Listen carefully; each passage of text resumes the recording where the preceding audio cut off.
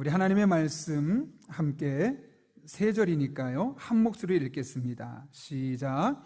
그러므로 형제들아 우리가 빚진 자로 돼 육신에게 져서 육신대로 살 것이 아니니라.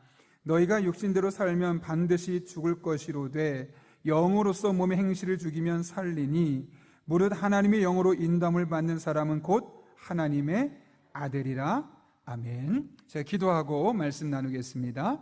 거룩하신 아버지 하나님, 지난 3일 동안 우리 성도님들 눈동자처럼 지켜주시고 오늘도 함께 현장에서 또 온라인으로 하나님의 말씀과 함께 예배할 수 있게 하신 은혜 진심으로 감사를 드립니다. 우리의 마음을 모두 주시고 온전히 하나님만 바라보는 시간 되게 도와주시며 오늘 말씀이 우리의 신비에 새겨져서 우리의 신앙 기초가 탄탄히 세워지는 복된 시간 되게 하여 주옵소서. 예수님의 이름으로 기도하옵나이다. 아멘. 아멘. 우리 한번 옆에 앞뒤 좌우 있는 분에게 인사하고 축복하면 좋겠는데요, 볼 때마다 기분이 좋게 합니다. 이렇게 한번 인사하겠습니다.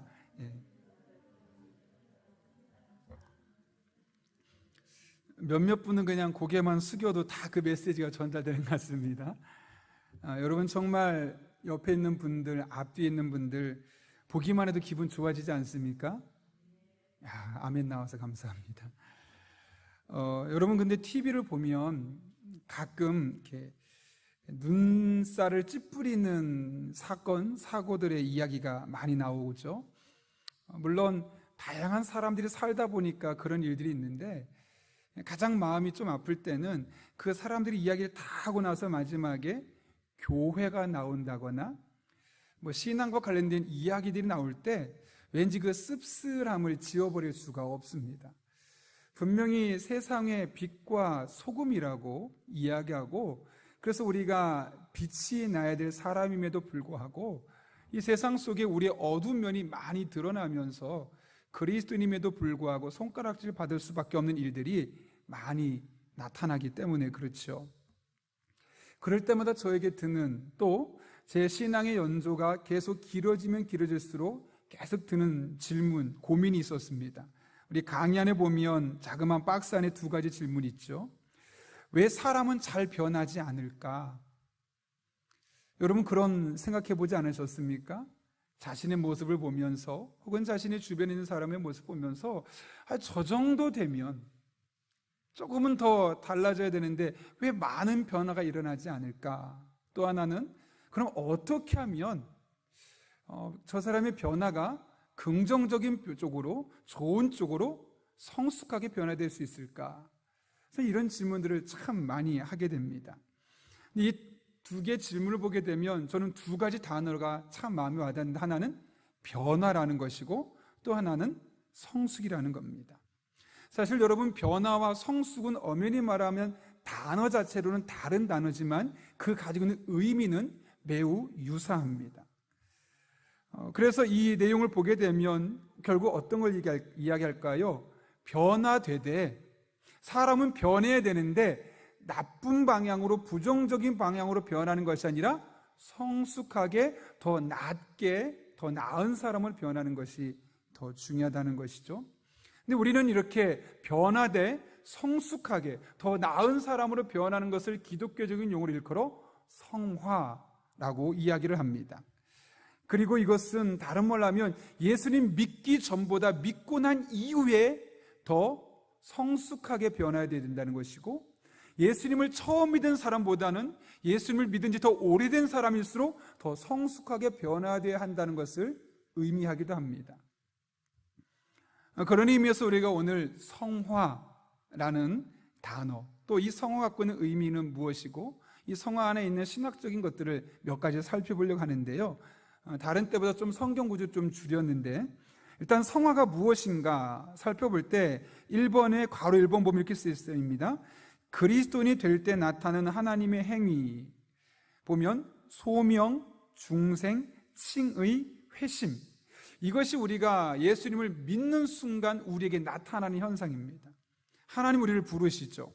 새로운 생명을 주시고 하나님의 아들, 딸로서 가족으로 자녀 삼으시죠. 그게 칭의입니다. 여기까지 보게 되면 하나님이 중심이 돼서 하시는 일입니다. 우리를 먼저 부르시죠. 그 다음에 새로운 생명을 주시죠. 또 하나님의 아들과 딸이라 일컬어 주시죠. 여기까지는 하나님이 주도적으로 이끌어 가시는 부분이고, 우리에겐 사실 약간 수동적인 부분이 있습니다. 그런데 그 뒤에 회심이라는 부분을 보게 되면 회개하고 그리스도를 의지하는 부분까지 나아가는 것이죠. 여기는 우리 인간적인 모습이 조금 더 포함되어 있습니다. 그래서 우리가 예수님을 믿는 순간 우리는 하나님께 부르심을 따라서 새 생명을 얻어서 칭의, 의롭다며 하나님의 아들과 딸로서 하나님의 가족이 되고, 그렇게 하나님의 자녀이기 때문에 마침 우리의 마음을 돌이키고 예수님을 의지하고자 하는 마음이 우리에게 생기는 것이죠. 그리고 이런 현상이 이면에 이런 일들이 있고 난 뒤에 따라오는 것이 무엇이냐? 성화라는 것이죠. 여러분, 성화가 여러 가지 복잡할 수 있는데 단순하게 말하면 두 가지 단어만 기억하면 됩니다. 여러분, 강의 안에 보게 되면 괄호가 되어 있죠. 거기에 위에 거는 죄라고 쓰시면 되고 밑에는 그리스도라고 쓰시면 됩니다. 성화는 다른 말로 하면 뭐냐면 우리로 하여금 점점 죄로부터는 멀어지게 만들고 우리 일상의 삶 가운데는 예수님을 닮아가도록 하는 것, 이것이 바로 성화라는 겁니다. 그러니까 성화하면 복잡하게 생각하지 마시고 딱 두 가지 단어만, 죄를 미워하고 예수님을 닮아가는 것, 이것이 바로 성화라는 의미가 갖고 있는 것이죠. 여기서 중요한 것은 내가 과연 어느 쪽으로 기울어지느냐는 겁니다. 여기서 계속 죄라는 쪽으로 내가 시소 게임처럼 기울어지기 시작하면 나는 성화와는 거리가 먼, 분명히 교회를 다닌다고 말하는데 그 사람의 행실을 보면 전혀 예수 믿는 사람 같지 않은 사람의 경우는 죄에 대해서 멀리하는 것이 아니라 오히려 죄를 추구하고 죄에 대해서 아무렇지 않게 생각하는 경향이 있습니다. 그러나 정말 예수님을 안에서 예수님을 믿고 내가 거룩한 삶을 살려고 결단하는 사람의 첫 번째 특징은 죄를 싫어한다는 겁니다. 죄를 미워한다는 겁니다. 그리고 그의 삶의 목적은 어떻게 하면 내가 예수님을 조금 더 닮아갈 수 있을까? 이런 고민이 진지하게 있을 수밖에 없는 것이죠. 이것이 바로 성화인데요, 성화는 3단계를 거쳐서 진행됩니다. 첫 번째로는 시작되는 단계, 두 번째로는 자라가는 단계, 세 번째는 완성되는 단계.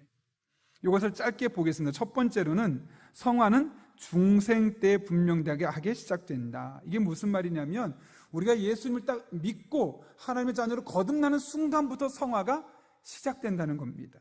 왜 그러느냐? 자, 고린도전서 6장 11절 말씀 같이 한번 읽어볼까요? 읽습니다. 시작. 너희 중에 이와 같은 자들이 있더니 주 예수 그리스도의 이름과 우리 하나님의 성령 안에서 씻음과 거룩함과 의롭다 하심을 받았느니라. 죄인이었습니다. 그런데 예수님을 믿고 영접하는 순간 우리에게 어떤 일이 있게 되었다고요? 여기 분명히 말하기를 씻음과 거룩함이 우리에게 있게 되었다라고 말합니다. 씻음과 거룩함. 예수님을 믿고 하나님의 자녀가 되는 순간 우리는 이미 거룩한 사람입니다. 왜냐하면 이미 과거의 모든 죄가 예수님을 믿는 순간 해결되었고 죄 없는 거룩한 사람이 되는 것이죠. 그런데 이것은 성화의 시작입니다. 자, 왜 그러면 거룩함이 어떤 의미가 있느냐? 로마서 6장 13절 14절 말씀은 이렇게 되어 있죠. 또한 너희 지체를 불의의 무기로 죄에게 내주지 말고 오직 너희 자신을 죽은 자 가운데서 다시 살리신 자같이 하나님께 드리며 너희 지체를 의의 무기로 하나님께 드리라. 죄가 너희를 주장하지 못하리니. 이게 중요한 단어입니다. 예수 믿는 사람들에게는 죄를 지을 수는 있지만 죄가 우리를 온전히 주장해서 완벽한 죄인의 길로 빠지지 않게 만들어준다는 것이죠.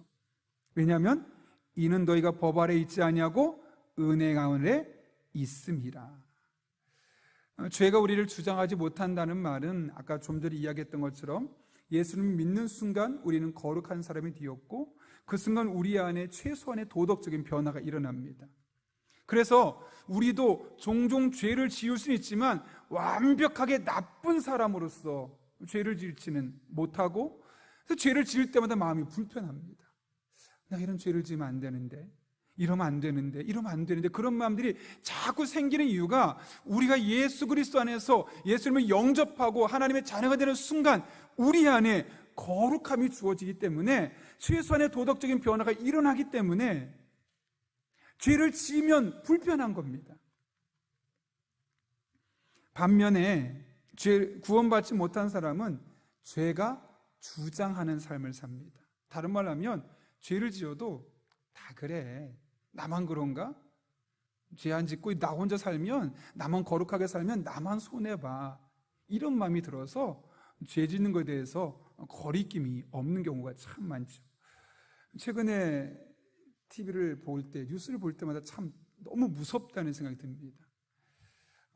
며칠 전이었죠. 청주에서 쓰레기통에 버려진 영아라는 이야기는 태어난 지 얼마 안 된 아이, 시간을 봤더니 태어난 지 67시간이 된 아이가 탯줄이 끊어진 채로 음식물 쓰레기통에 담겨 있는 것을 발견하게 된 거죠. 근데 그것도 어떻게 발견하게 됐냐면, 지나가던 사람이 자꾸 고양이 소리가 들리는데 이 고양이가 눈에 안 보이는 겁니다. 신기해서 어디 있을까 봤더니 그 음식물 통에서 들려서 열어봤더니 태어난 지 그 당시 모르지만 갓난아이가 탯줄이 끊어진 채로 거기에 들어가 있는 거죠. 엄마를 잡았습니다. 친엄마를 알아서 찾아내서 잡았는데 봤더니 아이를 낳자마자 거기에 넣었다는 거예요. 근데 봤더니 탯줄도 67시간이 지났으니까 구더기가 조금 생겼다고 그러고, 지금은 폐혈증이 걸려가지고 지금 중환자실에서 치료받고 있고, 다행히 아이가 죽지는 않았습니다. 그런데 여러분 생각해 보십시오. 물론 그 엄마가 아이를 그렇게 낳았다는 이야기는, 또 낳자마자 그렇게 버렸다는 이야기는 어떤 방법이 됐는지는 모르겠지만, 아이가 생기는 과정에서 또 아이를 스스로가 키울 수 있는 환경이 갖춰지지 않았다는 것인데, 자신의 삶을 책임지고 또 자신을 통해서 아이가 태어났다면 하나의 생명체인데, 그 아이를 존귀하게 여기고 만약 그 아이를 버린 것이 마음에 찔림이 있어야 되지 않겠습니까? 아니, 찔림을 넘어서서 어떻게 그런 행동을 하겠습니까? 차라리 입양을 보내든가 그런 시설로 보내는 게 훨씬 더 맞겠죠. 근데 그런 행동들을 서슴지 않게 한다는 것, 또 종종 언론에 나오는 다양한 그런 사건 사고들, 또 국회의원들이나 정치인들이 너무나 많은 범죄를 저지르고 나서도 나는 안 그랬다고, 실수라고, 누가 봐도 잘못했는데 그렇게 하는 행동들을 보면서 어떻게 죄에 대해서 저렇게 무감칼칼할 수 있을까? 그냥 잘못했으면 미안하다고 하는 게 정상 아니겠습니까? 사실 우리가 성화라는 게 그런 겁니다. 다른 게 아니라 성화는 죄를 인식하는 거예요. 이거 내가 죄를 짓고 있구나. 죄 짓지 말아야지. 내가 잘못하고 있구나. 그렇게 죄로부터 적극적으로 멀어지려 하는 마음, 그래서 죄를 짓고 나면 너무너무 불편한 거. 근데 죄를 짓고도 불편하지 않다, 그거는 성화되어 있지 않는 겁니다. 현재 그 사람이 어떤 위치에 있든, 그것이 평신도든 목회자든 어떤 상태에 있든 분명히 자신이 잘못했음에도 불구하고 그 죄에 대해서 아무렇지 않게 말하고 죄의식을 갖지 않고 살아간다면 겉으로는 목사처럼 보일 수 있죠. 겉으로는 10년, 20년 신앙생활한 사람처럼 보일 수 있겠죠. 그러나 그 사람은 성장되지 못한, 성숙하게 변화되지 못한 어린아이의 신앙생활의 모습이 여전히 있는 겁니다. 아마 겉으로 여러 가지 모습으로 다른 사람을 속이면서 거기까지 올라왔는지는 모르겠습니다. 그러나 진정한 성화의 삶을 경험할 수 없는 것이죠. 중요한 것은 우리가 예수님을 믿는 순간 우리 안에 거룩함이 주어지고, 그래서 우리는 죄를 불편하게 생각합니다. 그래서 우리도 죄를 지을 수 있지만 죄가 우리를 주장해서 완벽한 죄인으로, 죄에 물들어서 죄에 대해서 아무런 무감각하게 살아가도록 하지 않게 하는 것이 바로 중생이고, 그것이 성화의 첫 번째 단계라는 겁니다. 그래서 이 땅에 그리스도인이 많아야 합니다. 그 사람이 신앙생활 한 지 10년, 20년 안 돼도 상관없습니다. 내가 주인이라는 사실을 인식하고 예수님을 나의 구주로 영접하고 내가 예수님 믿겠다고 결단만 해도 죄를 부끄러워하고 죄를 시원하는 사람들이 한 명씩 생기는 겁니다. 그러니까 여러분, 우리가 성인 군자를 만들어서 이 세상을 바꿔가야겠다, 너무 멋진 계획입니다. 근데 그것은 너무나 오랜 시간이고 또 쉽지 않습니다. 우리가 이 세상을 바꿀 수 있는 일은 딱 하나, 먼저 첫걸음을 내디디면 되는데 그것이 무엇이냐? 예수 믿지 않는 사람에게 예수님을 소개하고 그들의 죄에 대해서 인식하고 하나님의 자녀로 거듭나게 하는 것. 그래서 예수님을 믿기만 해도 좀 전에 본 것처럼 거룩함이 우리 안에 주어지고, 그래서 죄를 지울 수는 있지만 죄가 주장하는 삶을 살지 않게 하고 죄 지면 불편한 삶을 살게 해서 그의 가정의 변화가 일어나죠. 그의 직장과 인간관계 변화가 일어나죠. 그리고 당연히 교회 공동체가 변하고 그 세대에 속해 있는 공동체가 달라질 수밖에 없는 겁니다. 멋진 일, 엄청난 일, 성의군자를 키우겠다가 아니라 예수 믿는 사람 한 명을 만드는 것이 이 땅을 바꿔가는 것이라는 것.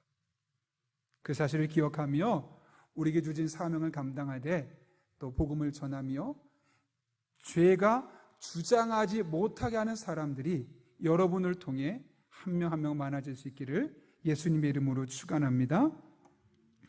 두 번째로는 성화는 우리의 삶을 통해 자라나가게 되어 있습니다. 로마서 6장 19절을 말하죠. 너희 육신이 연약함으로 내가 사람의 예대로 말하노니 전에 너희가 너희 지체를 부정과 불법에 내주어 불법에 이른 것 같이 이제는 너희 지체를 의에게 종으로 내주어 거룩함에 이르라.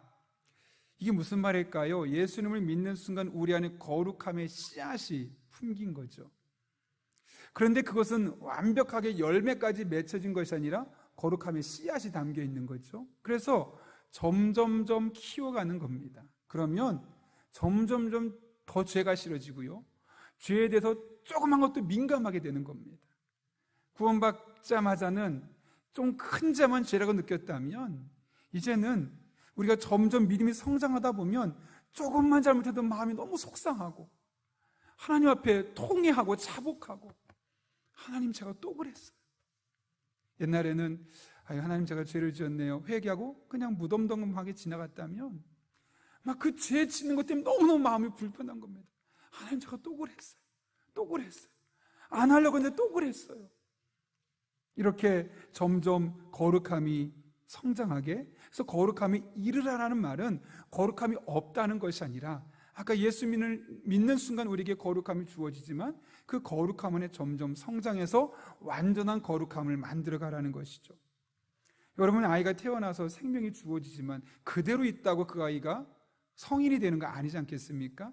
조그만 아이를 태어나서 시간이 지날수록 점점점 커갈 때 어른이 되어가고 우린 그것을 보고 성인이 되었다라고 말하는 것처럼 거룩함도 그렇습니다.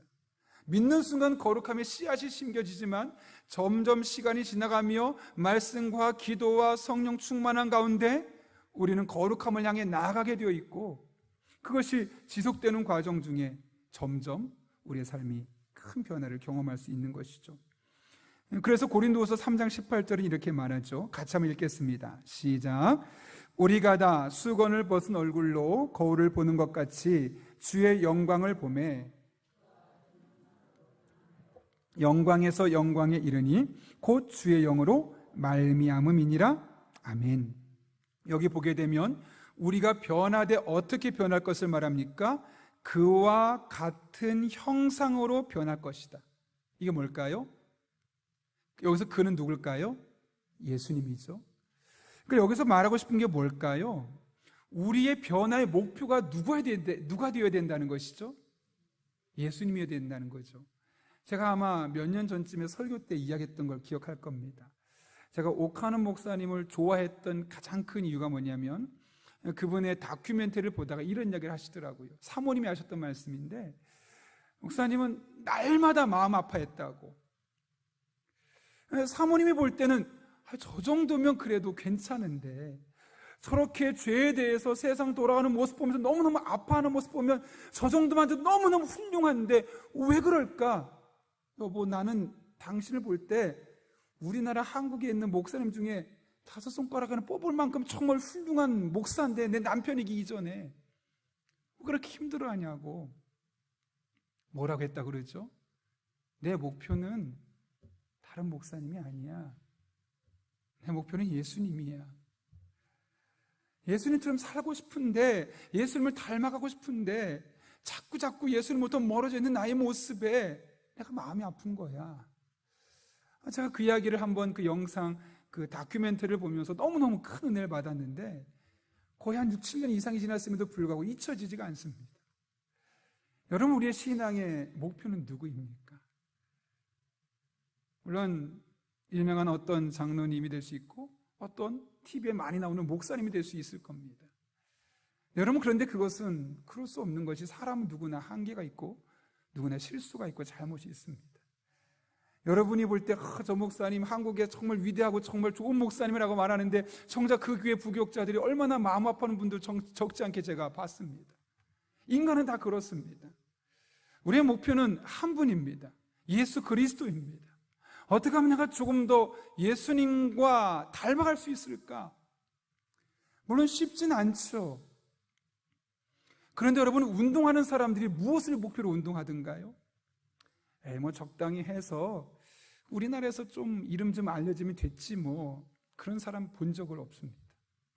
비록 아직 실력이 많이 부족해도 그들의 목표는 가능한 한 국가대표가 되는 것이고, 국가대표를 넘어서서 궁극적인 목표는 올림픽에 나가는 것이고, 더 궁극적인 목표는 금메달을 따는 것이죠.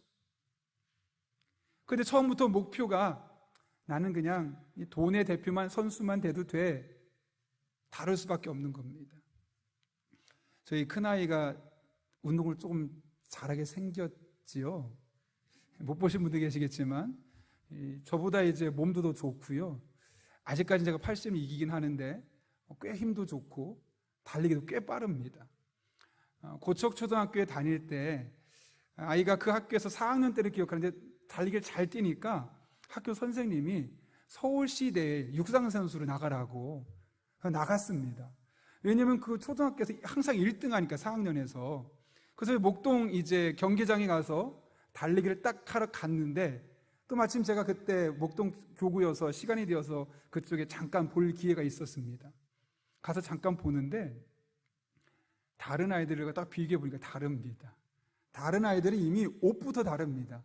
저희 아이는 그냥 축구화에다가 그냥 반바지에다 반팔 입고 뛰는데, 다른 아이들은 러닝인데 그 팔만 짧게 있는 그런 거 있죠. 그거에다가 바지도 짧은 타이즈에다가 스파이크를 신고 뛰는데, 고척초등학교에서 항상 1등 하던 아이가 처음에는 잘 뛰더니 조금 뛰다 보니까 나중에 4등 돼서 결국은 떨어졌습니다. 그런 차이가 어디서 생길까요? 저희 아이는 선생님이 가서 한번 뛰어봐 하니까, 그래? 재밌겠다 하고 가서 신기해서 그냥 뛴 게 전체죠. 그냥 거기 나가는 게 목적이었거든요. 근데 거기 뛴 아이들은 옷까지 갖춰 입고 스파이크를 신고 뛰는 아이들은, 그래서 처음에 시작은 비슷했지만 치고 나가는 아이들은 서울시 대표고, 더 궁극적인 목표는 내가 100m 육상 한국 국가대표가 되고 100m 올림픽에 나가고 금메달을 따는 것이 그들의 목적이죠. 목표죠. 목표 지점이 다르니까 운동량도 다를 수밖에 없는 것이고 실력의 향상 정도도 다를 수밖에 없는 겁니다. 제가 그때 그걸 보고 참 많은 것을 깨닫고 돌아왔던 기억이 있습니다. 여러분, 우리의 신앙의 목표 예수님입니다. 쉽지 않습니다. 그런데 해볼 만합니다. 자, 마지막에 이야기를 나눌 텐데요. 에베소서 4장 15절에서 이렇게 말합니다. 오직 사랑 안에서 참된 것을 하여 범사에 그에게까지 자랄지니 그는 머리니 곧 그리스도라. 범사에 모든 면에 생각하고 말하고 행동하고 인간관계를 맺고 이런 다양한 나의 일상 속의 삶의 흔적이 누구처럼 하라고요? 예수님에게까지 자라가라. 이것이 우리가 일상을 살면서 죽을 때까지 노력해야 될 성화의 목표라는 것이죠. 마지막 세 번째는, 그러나 우리는 죽을 때 성화가 완성된다는 사실을 알아야 합니다. 다른 말로 하면, 죄송합니다, 평생 예수님처럼 살아갈 수는 없습니다. 그러나 예수님처럼 살려고 목표하고 그분을 향해 나아가다 보면 작년보다 올해가, 그리고 어제보다 오늘이 조금씩 변화되어 가면서 5년 뒤, 10년 뒤, 20년 뒤에 달라지는 우리의 모습을 발견할 수 있게 되는 것이죠. 빌립보서 3장 이렇게 말합니다. 그러나 우리의 시민권은 하늘에 있는지라 거기로부터 구원하는 자 곧 주 예수 그리스도를 기다리노니 그는 만물을 자기에게 복종하게 하실 수 있는 자의 역사로 우리의 낮은 몸을 자기 영광의 몸의 형체와 같이 변하게 하시리라. 언제 이렇게 변한다고요?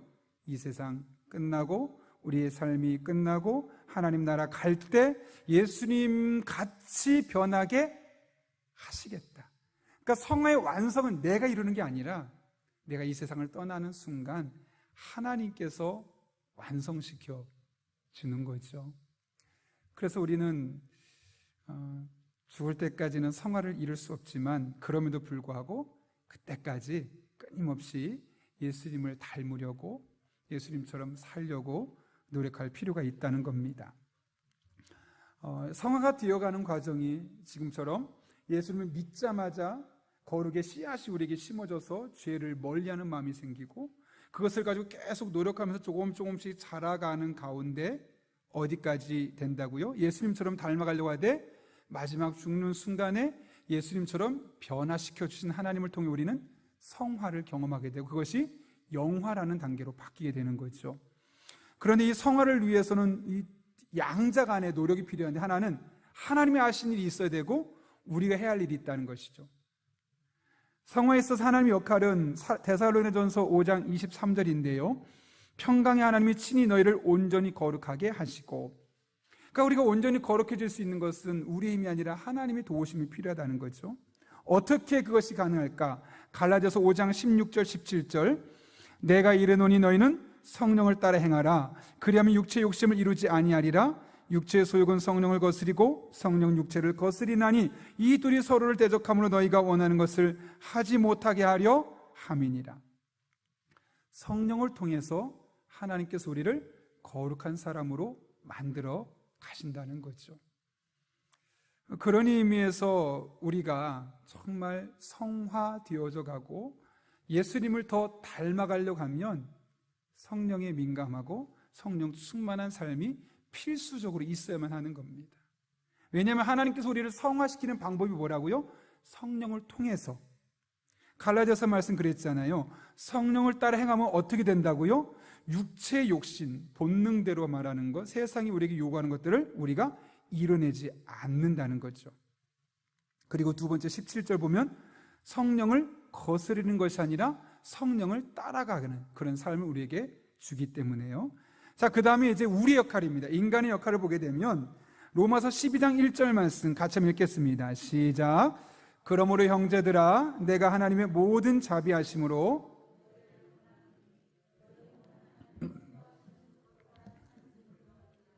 이는 너희가 드릴 영적 예배니라. 여기 산 제물로 드리라는 것은 우리의 삶을 어떻게 해요? 제물로 드리기에 합당하게 만들라는 것이죠. 여러분 구약 레위기에 보면 제사를 드릴 때 제물들의 조건이 있었습니다. 가장 중요한 조건은 흠이 없어야 된다는 거죠. 흠이 없어야지만 제물로서 자격이 있었습니다. 따라서 우리가 일상의 삶에서 우리의 삶의 흠을 제거하는 모습을 통해서 우리는 조금씩 하나님 앞에 드려지기 합당한 사람으로 변화되어 가는 것이고, 그래서 우리는 그런 노력을 해야 된다는 것. 두 번째는 빌립보서 2장 12절 말씀인데 그러므로 나의 사랑하는 자들아 너희가 나 있을 때뿐만 아니라 더욱 지금 나 없을 때에도 항상 복종하여 두렵고 떨림으로 너희 구원을 이루라. 여기 너희 구원을 이루라고 하니까 예수 믿어도 구원받지 못하나? 라고 생각하는데 그런 것이 아닙니다. 한 번 구원은 영원한 구원이죠. 여기서 말하는 것은 이미 구원받았지만 진짜 구원받은 사람답게 네가 두렵고 떨림으로 만들어 너의 구원받은 자다운 모습을 만들어가라 라고 이야기하는 것이죠. 마치 사도행전에서 안디옥 교회 교인들이 비로소 그리스도인이라고 부름받았던 것처럼 누가 봐도 아 너는 구원받은 사람 같아, 아 너는 뭐뭐다워. 사실 이게 좀 부담되는 표현이긴 합니다. 목사님답네요, 장로님답습니다, 권사님답네요, 안수림 집사님답습니다, 그리스도인답네요. 이런 표현들이 오히려 불편하지 않아야 되는 것이죠. 종종 우리 교인들에게도 이렇게 상담하다 보면 듣는 이야기인데요. 교회 안에 사업장을 운영하시는 분들이 꽤 있죠. 그런데 그런 분들의 특징이 정말 그리스도인답게 직원들을 잘 대하는 분들이 있는 반면에 어떤 경우에는 저 사람 때문에 내가 예수 믿는다는 사실을 말하고 싶지 않은 사람도 있다고 합니다. 그런데 이런 경우도 있습니다. 저희 교회 집사님 중에 한 분인데요, 그분 집사님 직장에 상사가 있는데 그분은 원래 교회를 안 다녔었는데 원래 옛날에는 그 상사가 하는 모습을 보면서 나도 저 사람 때문에 교회 다녀야겠다라는 마음이 들어서 교회를 다니게 되었노라고 20대 때 그랬던 한 집사님의 이야기를 들었던 적도 있습니다. 똑같은 사람인데, 똑같은 그리스도인인데 누군가에게 나 저 사람 때문에 그리스도인이라는 이야기를 하지 말고 숨겨야겠다. 왜냐하면 자꾸 욕먹으니까. 교회 다니는 사람이 왜 저래? 뭐 안수 집사님이라면서, 뭐 장로님이라면서, 이런 이야기를 권사님이라면서 그렇게 이름을 듣는 사람이 있는 반면 난 저분 때문에 한번 교회 가보고 싶어. 왜 저렇게 사실까? 도대체 교회 다니면 뭐가 다르길래 저렇게까지 살려고 하는 걸까?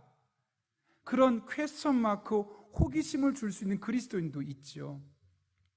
바로 그런 그리스도인 되도록 우리 구원, 그런 그리스도인의 모습에 알맞은 사람으로 우리를 바꾸어 가라는 것이죠. 마지막 읽고 오늘 말씀 마치려고 하는데요, 여러분, 성화를 이뤄가는 것이 어렵게만 보이죠. 제가 지금까지 얘기하니까 목사님 어떻게 예수님처럼 매일 그렇게 살면 내가 목사도 아닌데 어떻게 살라는 겁니까? 그럴 수 있을 겁니다. 그런데 여러분, 이 성화를 이뤄가는 기쁨이 있어요. 갈라디아서 5장 22절 23절 한번 읽어볼까요? 같이 읽습니다. 오직 성령의 열매는 사랑과 희락과 화평과, 여기까지요. 자, 로마서 14장 17절 말씀 읽습니다. 시작.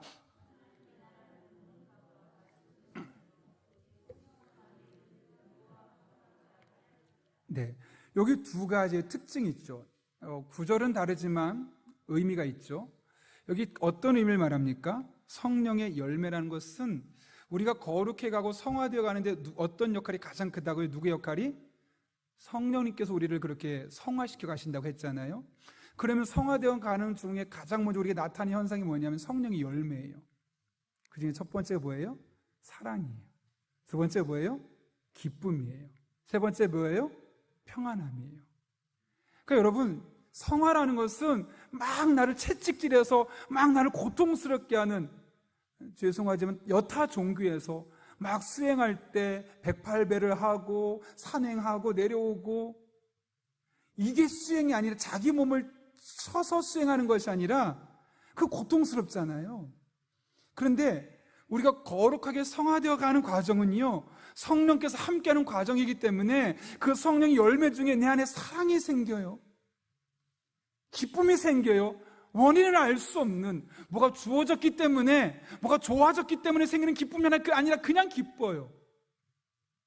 이상하게 기뻐요. 비싼 거 먹지 않았는데도 기뻐요. 엄청 비싼 옷 입지 않았는데도 왠지 기뻐요. 그리고 마음이 왠지 편안해요. 이건 다른 곳에서 얻을 수 없는 거예요. 108배를 한다고 해서,